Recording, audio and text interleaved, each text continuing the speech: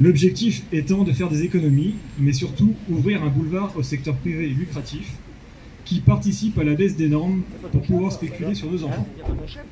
Et oui, le capitalisme a bien repéré qu'avec le vieillissement de la population, avec les nouveaux besoins de prise en charge de la petite enfance pour que les femmes puissent travailler, il y avait un secteur où on pouvait déjà dégager beaucoup d'argent.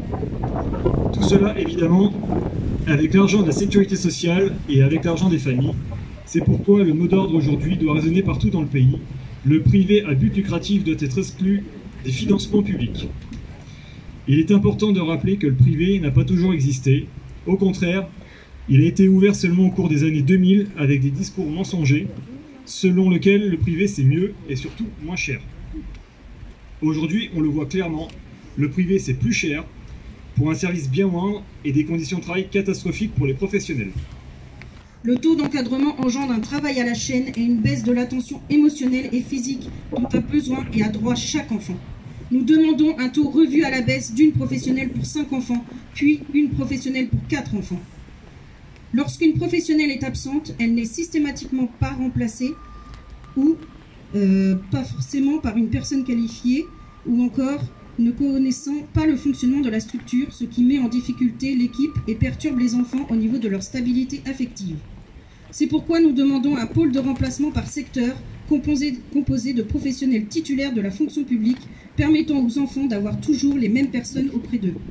Absorbés par nos tâches quotidiennes, linge, rangement, préparation d'activités, mise en place de dortoirs, réflexion sur de potentiels travaux, nous manquons de temps pour nous permettre d'avoir du recul sur nos pratiques professionnelles afin de répondre au mieux aux besoins fondamentaux de chaque enfant.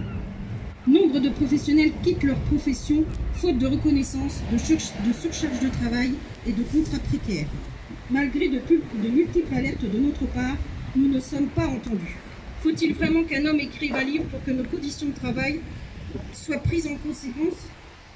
Nous revendiquons qu'une réflexion politique et institutionnelle soit menée concernant le secteur de la petite enfance de Cherbourg-Cotentin en s'appuyant sur les 39 recommandations du rapport de l'IGAS du 11 avril 2023.